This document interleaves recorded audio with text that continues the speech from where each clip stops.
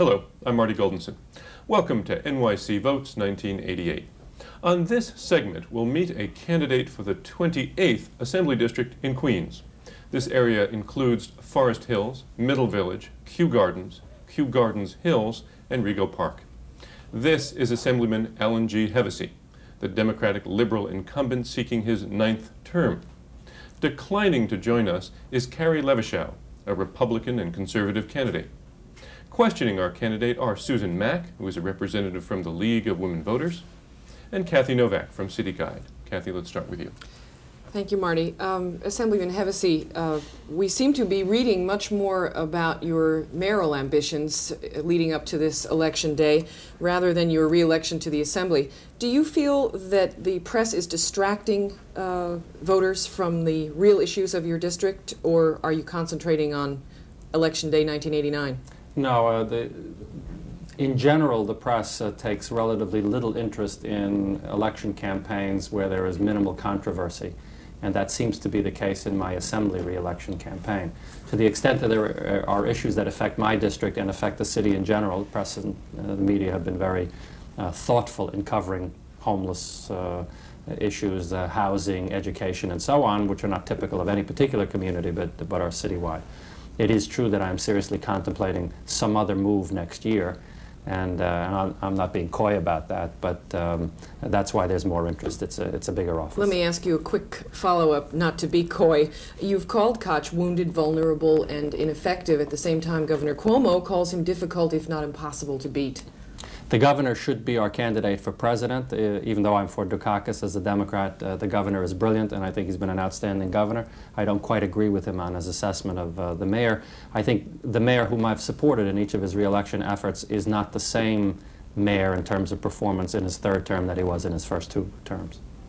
Susan Mack from the League of Women Voters. Mr. Hevesy, you are planning on moving on, but you are running right now to go back to the Assembly. What would you like to see happen in the Assembly this year? What do you think is doable? Other candidates have said, you know, nothing much moved this year. So what are you hoping to accomplish? It depends whether you're talking about a global agenda or a personal agenda. Each of us tends to specialize. We have certain areas of responsibility.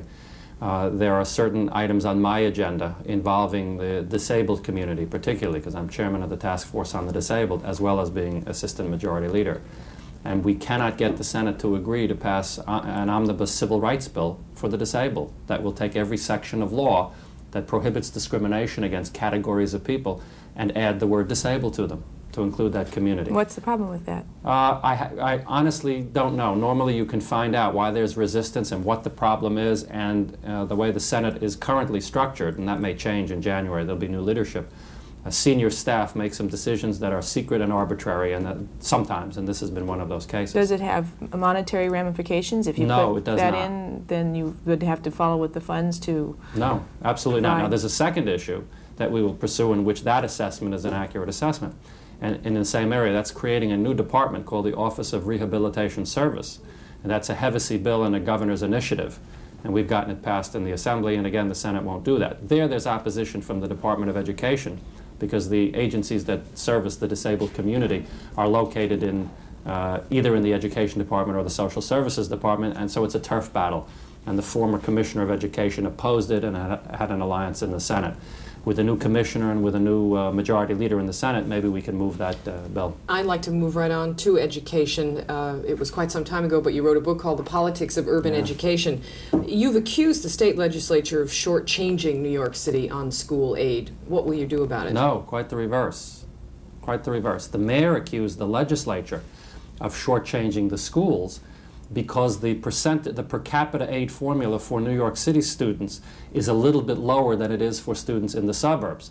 And if you only look at that fact, he's got a point. But it's not accurate. In fact, the state legislature set the all-time record for state governments any place by providing, in the last 4 years before this year, increases totaling almost $1 billion in increases to schools, to the New York City school system, which was almost double what the city did by way of its increase.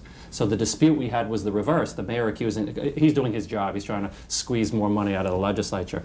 But in this case, we had poured money into the school system to the point where we're being criticized because a lot of it didn't find its way into the programs it was supposed to. It was diverted.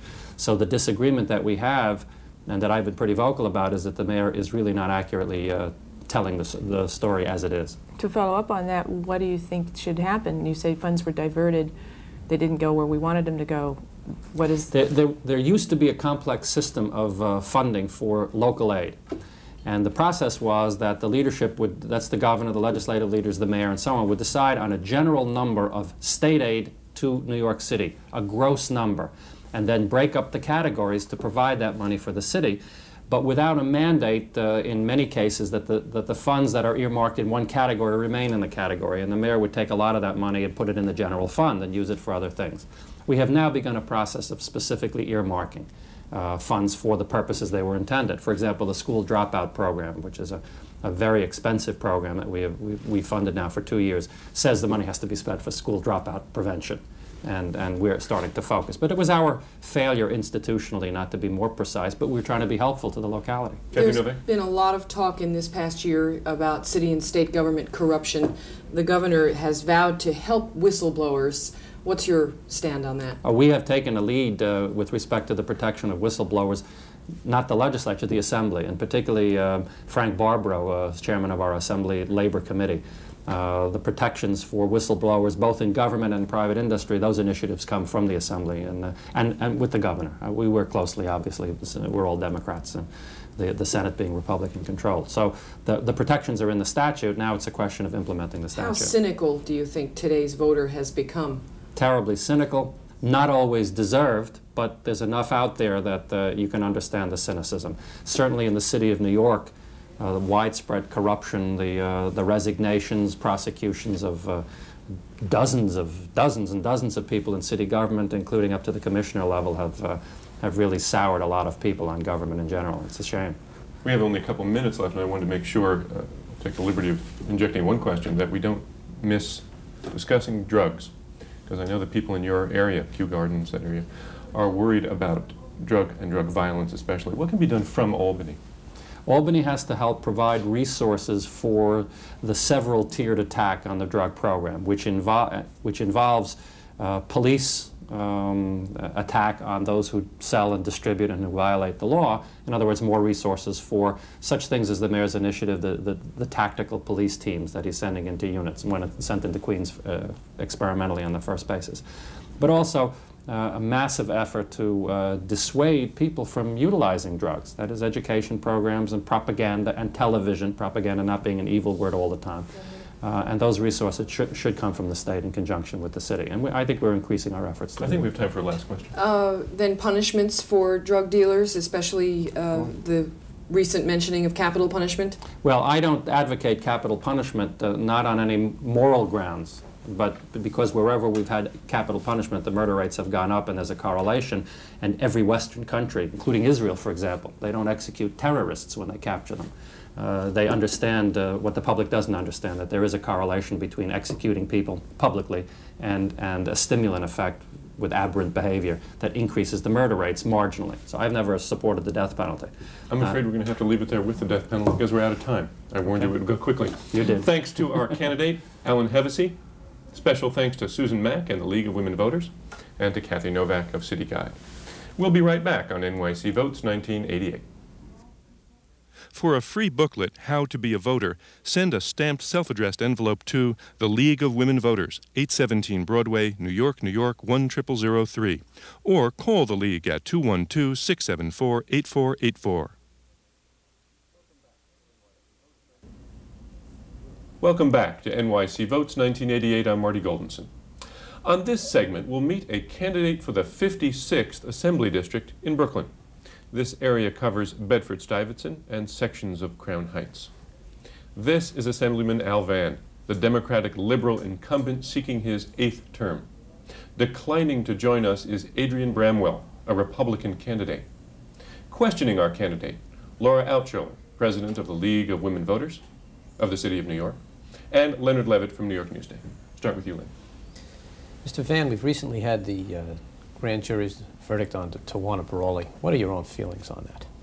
Well, I've taken a public position on it because there have been some confusing issues around it, and such a sensitive situation with the young lady in question, that absence knowing what the facts are and were, I've taken no public position, and therefore my personal opinion I keep private. Is that to say that if this thing just goes away, or if Ms. Brawley doesn't say anything at any time, that you will never have a public position? That's correct. There's no position for me to take. I'm not a confidant of Ms. Brawley or her attorneys or her leaders. I'm not a confidant of the governor in this particular issue or Robert Abrams, so there's really no position for me to take, and that would be one of ignorance, and a public position should never be an ignorant position. Isn't this, though, an issue that is somehow larger than just the events that transpired that night? Well, it may be larger, but you have to begin with the facts. And if you move off on a position absent the fact, it seems to me that's a disservice to the public. Isn't it just, couldn't you make a claim that not taking a position on an issue that seems to have polarized whites and blacks is a disservice as well? Well, you can claim almost anything in a society, but the reality is I believe that you make position based on at least facts or what you believe to be facts. I have no knowledge. Next question comes from, I'm sorry to interrupt, Sure. from Laura Outschiller of the League of Women Voters. Assemblyman Van, drugs are a very serious problem in your community as they are throughout the city. What's wrong with pilot projects of decriminalizing drugs? Take out the violent crime, take out the profit. Well, I think that's a major departure for this society, and I think we ought to study those societies or those countries where they have experimented with this and see whether or not there have been any success, and there's anything that we ought to emulate in New York City or in this country. It sounds good as a position, absence the knowledge of other cultures and what the impact have been there. So I would not rally to that, even though I agree with you, it's a very serious problem, perhaps the most serious that confront us in our city. But I would not hasten to say let's decriminalize and see what the impact is without a study indicating the effects. Well, if you don't support that, and I can well understand politically why not, we obviously have to do something. So what do you think the legislature can do with the drug problem? Well, I don't think it's a problem that can be solved by the legislature. If you ask what the legislature can do, it's a very small part of it. I think there are two aspects of the problem, it's both supply and demand. Supply starts with a national policy, number one, and I think locally it's a police, a community problem, and our ability to cooperate and work together to restrict and prohibit the distribution and sale to the extent that we possibly can. And on the demand side, are we doing enough to prevent, for prevention, education, to make sure that children do not experiment and do not begin to use drugs, which gets to the heart of our basic value system. So that there's two major aspects of it, but decriminalizing may or may not have any tremendous impact on either of those approaches. Mr. Van, this is the first time that I've seen you publicly, and it has to be 10, maybe 15 years. I remember you as a young man at, when I was a younger man anyway, when you were out there at Ocean Hill, Brownsville, and you had a lot to say about a lot of things. Just in the two short questions we've asked today, you're not really saying very much. Well, that's your opinion, and it hasn't been that long. I've been chairman of the Black and Puerto Rican Caucus since Ocean Hill, Brownsville. I've been a legislator for 14 years. I've been chairman of Just New York, chairman of Coalition for Community Empowerment. So I have taken a lot of public positions, perhaps not in the last few years, but obviously prior to that. But whether I'm saying nothing, maybe I'm not saying what you want to hear, but I wouldn't characterize my comments. I'll listen to anything. I'm trying to get a sense of, how you stand on, on something like drugs, for example. And I thought my position was very clear on drugs, that there are two aspects of it, and the role that the legislature can play is a restricted and limited role. Drugs is a problem that has